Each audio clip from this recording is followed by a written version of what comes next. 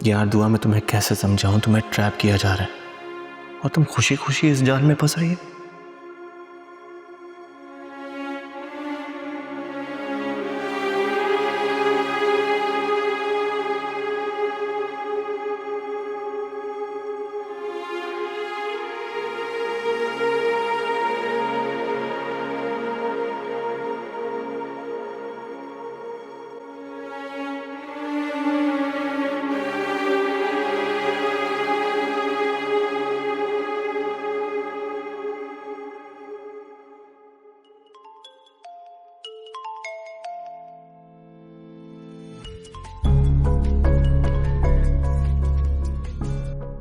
अब जब सब कुछ खत्म हो गया है तो क्या मकसद है तुम्हारा यहाँ पर फोन करने का?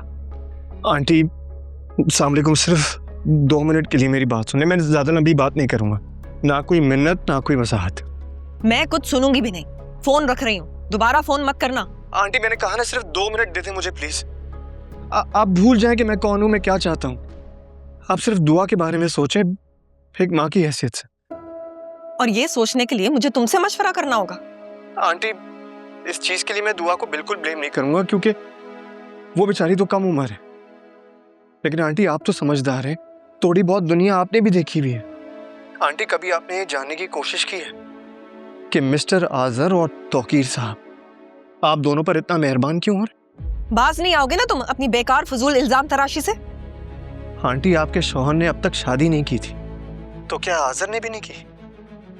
कभी आपने ये मालूम करने की कोशिश की है, या आंखें बंद करके अपने शौहर की बातों पे यकीन कर लिया और दुआ को उस आजर के हवाले कर रही हैं आप?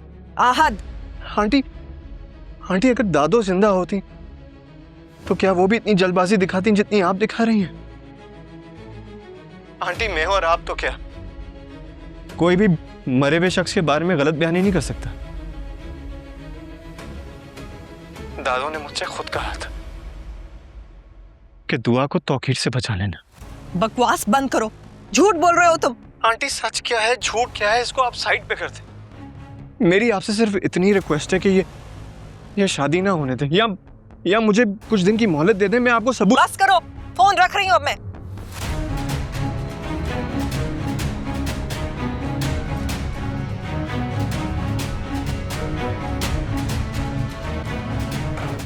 अम्मी क्या हुआ है? किसका फोन था? किससे बात करी थी? क्या हुआ है? किसका फोन था? ये क्यों फोन कर रहा है? इसको अब क्या कहना है जब मैं इसे हर ताल्लुक खत्म करके आई हूँ?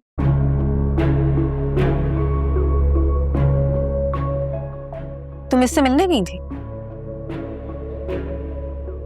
क्या पूछ रही हूँ तुमसे? अम्मी मैं इससे मिलने नहीं गई थी, वो सिद्रा मुझे झूठ बोलकर लेकर गई। 2 दिन बाद तुम्हारा निकाह है और तुम यहाँ पर पुराने ताल्लुकात निभाती फिर रही हो। तुम्हारे अब्बू को पता चल गया तो क्या सोचेंगे वो? नहीं पता चलेगा अब्बू को कुछ भी, मैं खत्म करके आई हूँ सब, और आप भी भूल जाए।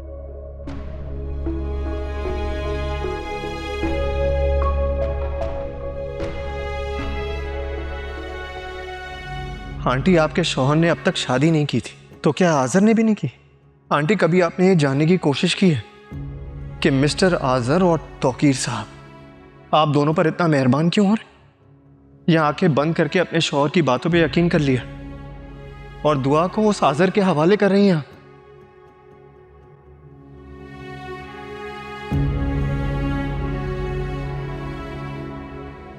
नुसरत जी, अरे नुसरत जी आप यहाँ बैठिए, मैं ऊपर आपका इंतजार कर रहा था। सब खैरियत है? कोई परेशानी है क्या? नहीं नहीं, कोई परेशानी नहीं है, बस नींद नहीं आ रही थी। नहीं, कोई मसला तो है जो आप मुझे बता नहीं रही। ये बेचैनी बिला वजह नहीं हो सकती। अगर कोई बात दिलो दिमाग में है तो आप बता सकती हैं मुझे, बताएं। ये आजर साहब, मेरा मतलब है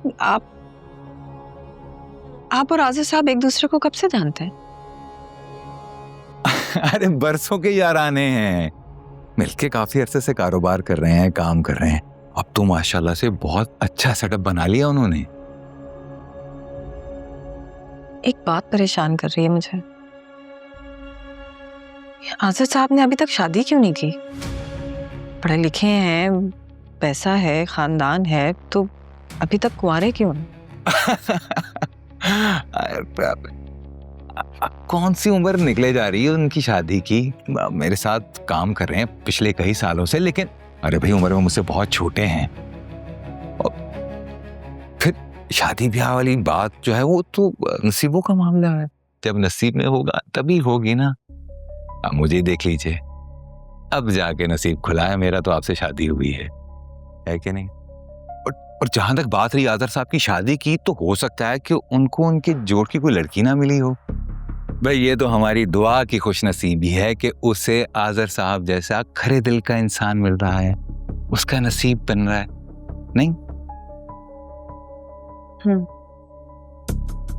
बस इतनी सी बात से परेशान थी आप? बस वो ऐसे जहन में आ गया तो मैंने कह दिया।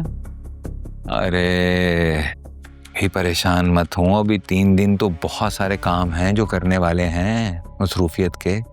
बस एक बार हमारी बेटी इज्जत और आबरू के साथ रुखसत होकर चली जाए, फिर सारी परेशानियां खुशियों में बदल जाएंगी इंशाअल्लाह। चले आ जाइए, आराम करें, मैं आपका इंतजार कर रहा हूं ऊपर।